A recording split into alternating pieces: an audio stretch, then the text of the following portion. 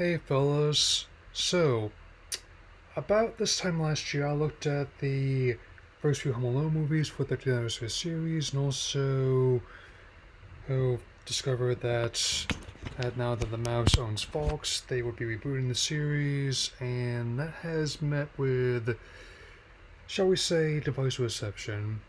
However, before I get to that, I thought I would include with this and I look at the other Home Alone movies. I did the first half of the series now. I guess I'm doing the back half now. So let's start with the made for TV installment 2004's Home Alone 4. So, this is a 2004 TV movie which goes back to the McAllisters, and they basically recast everyone, and for some reason his dad's seen someone else, and Marv is now played by French Stewart because I guess the producer couldn't even afford Daniel Stern anymore at this point, right, which is kind of sad. And had him played by, no joke, French Stewart from The Rock and the Sun, he seemed a bit less like the Marv I remember, and more like his character on that sitcom, which is one of the few ones I watched because it virtually when characters being aliens. I mean, he also goes to stay at this big mansion where several traps are built into the house, like the dumbwaiter, the bookcase, and a fire escape. I mean, it's very early. Where the center screen is playing Young Frankenstein, a much better movie. So, this is a 2004 TV movie which goes back to the McAllisters, and they basically recast everyone, and for some reason his dad's seen someone else, and Marv is now played by French Stewart because I guess the producer couldn't even afford Daniel Stern anymore at this point, right, which is kind of sad. And had him played by, no joke, French Stewart from The Rock and the Sun, he seemed a bit less like the Marv I remember, and more like his character on that sitcom, which is one of the few ones I watched because it virtually when characters being aliens. I mean, he also goes to stay at this big mansion where several traps are built into the house, like the dumbwaiter, the bookcase, and a fire escape. I mean, it's very early. Where the center screen is playing Young Frankenstein, a much better movie. Okay, so and I'm going to be honest, some of the traps in this one are just kind of seem a bit as odd, like how I do give points for Marv getting exasperated at his new partner and accidentally just was a window. You got just cow reason again so you can get them. And even though again, it's weird that not only does Kevin seem younger, they apparently writers might confuse him with Dennis the Menace. There's also a really terrible Jingle Bell rap, makes OG looks like Dr. Dre. But given the fact that this takes place in a rich person's house, I'd be more interested if this were a Knives Out prequel. Well, I mean, and it's very thin family drama, they even thinner just because they're leaving Kevin behind. And I do kind of like the multi-K as well as like the Sega Monaco GP cabinet in the bedroom. If I want to probably be Crazy Taxi or Daytona USA. I mean, it feels often like a mockbuster they have rather than an actual follow-up, like, whereas he might get burned in one scene though he's clearly not on fire. At some point even watch Stone for Life, it's a much better Christmas movie. I mean, and also like he and his partner interviewer get doused in chocolate and nacho cheese like a discount Welcome Skull. The pot's not exactly a paint can, but it works. There's also a closet bed trap. Models with the groin, they get sliding down the stairs, love when they play the hits. And the final bookcase trap is basically stealing the put the candle back scene with Young Frankenstein I just mentioned. The parents reunite with Kevin, and the thieves are in the bushes. Was Colonel Mustard in the garden with a candlestick. So, yeah, this one wasn't great. I mean, I didn't care for it when I was 10. I still don't care for it now that I'm almost 2 decades later, so let's keep this going. Okay, so moving right along. Home Alone on TV in the year 2012. Like, again, I guess maybe, I'm not sure whether because it has that I didn't have cable or satellite then, but as it turns out, this is another maybe the best thing about it is probably casting Malcolm McDowell as the big bad. I will try to resist as the Clockwork Orange references, and the holiday heist is stealing like the monk's widow, which sounds like a much better movie to be honest. I also admit that this whole get offline, Maple IRL plotline might be another one we had to retire post-COVID, if I'm being totally honest, man. And we've also got another one of the greatest hits reel, where the kid gets spooked by the basement, and the wine is going to be important, and a new family called the Baxters, because it worked out so well the last time they tried to do this. And the Baxters in Maine, thrilling. And there's also like their son Finn and their daughter Alexis. We also get a lot of traps set up at 17 minutes in. Okay. I really prefer the Finns from Adventure Time and Star Wars, to be honest, and having to babysit them while how their parents go to a Christmas party does not equal Home Alone. And honestly, it would make a better heist movie wasn't shoehorned in the Home Alone verse, man. And I also get the eating junk and playing with the aftershave. The target practice really brings his house down, and I will say this about the the Baxter Boss is another reason why. That's another thing I'll give a point to. I miss you, Ed Asner.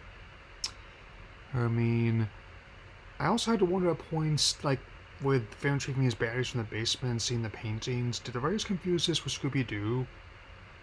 And there's also except for a basement safe. I'd be way more on board if this was because of Castle Dimitrescu, and also conveniently, he shops at the same horse where the villains do.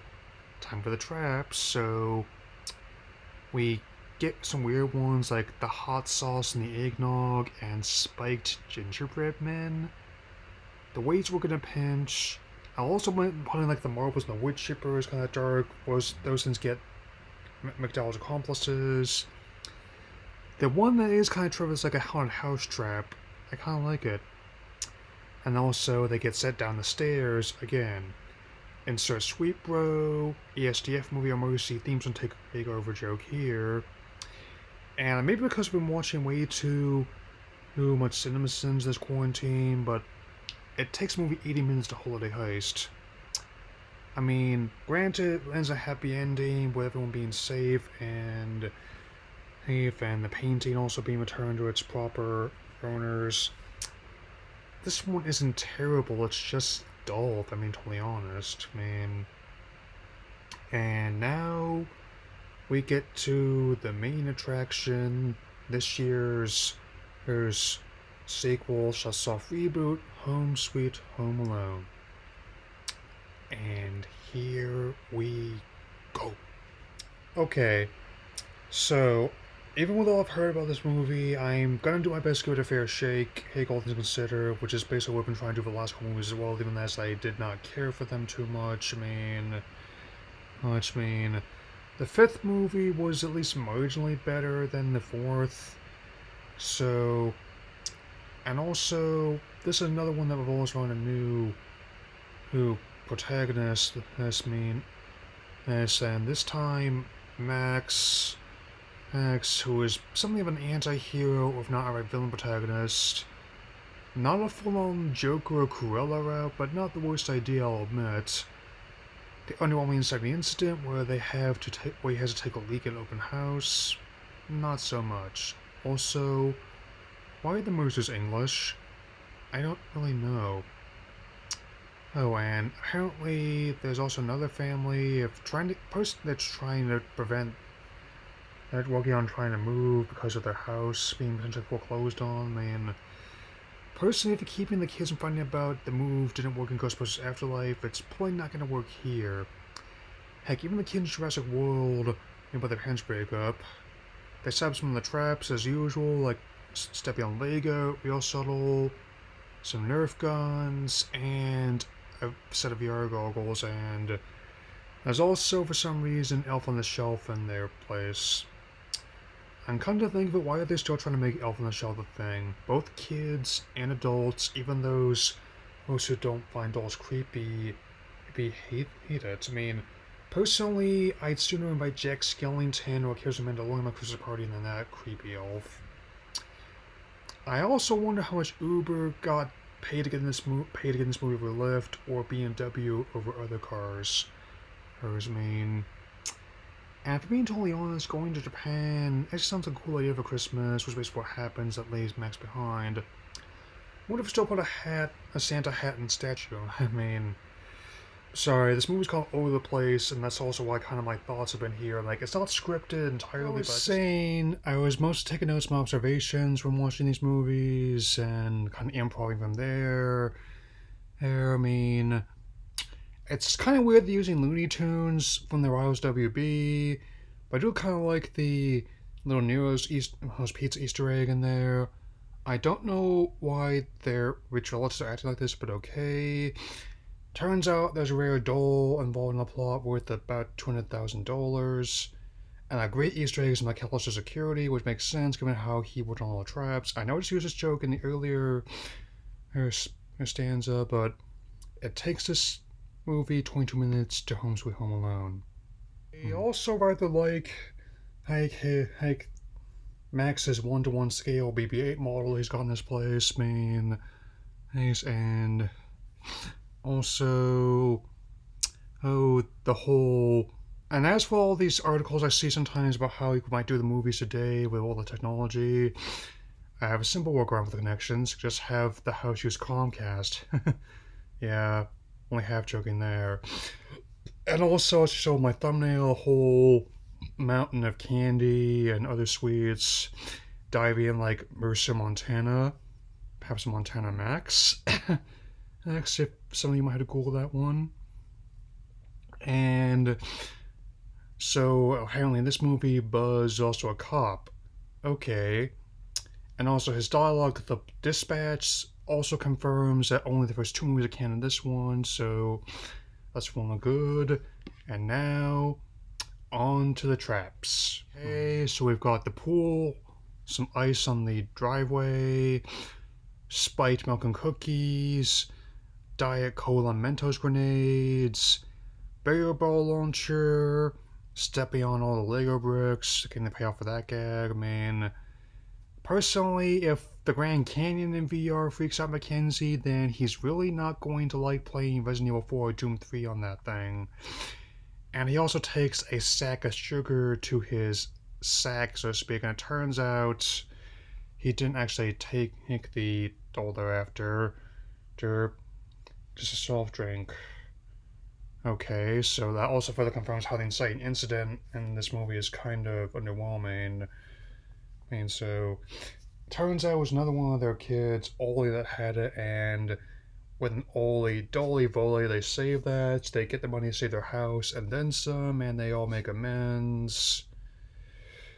If I'm being totally honest, this isn't the god-awful film I was worried about it being. It's just kind of underwhelming. I mean, given the other two movies talked about in this video, it's not the worst thing I've ever seen, and I wouldn't mind leaving it on the background if I was babysitting someone, but I guess there was good instinct just to do my Shang-Chi spoiler review on this time frame instead. So I mean, when this is one of your flagship original titles and you end up getting worse audience and critical reception than Space Jam and Legacy, I mean, you seriously messed up something there. So yeah. So I'll admit this was definitely kind of an odd experiment, but I've been doing a lot of those over the past year. Yeah. The fact that Home Alone is still shown so much on TV, even today, shows how it's become something of a timeless classic that, in a way, a Kevin McAllister and the Wet Bandits have become kind of the same kind of timeless pop culture maker that, say, that Bing Crosby has been, as where, and And even those Google Home adverts were pretty cute as well, I'll admit. And heck, even Culkin himself has been pretty open about spoofing these ones, given how his recurring work on Robot Chicken, a few sketches he wrote and also replaced role as Kevin in, no less. My favorite one had to be like playing Hero Swap with the Halloween reboot, which were the Wet Bandits or in Laurie's house, and Michael is in Kevin's main still main. But whatever the case might be, he I'm kinda glad I got this off my chest, which means I've earned my right to talk about Secrets of the Jungle, The Matrix, and then the Hawkeye finale. So that'll be all for now. Take care and Merry Christmas, you filthy animals.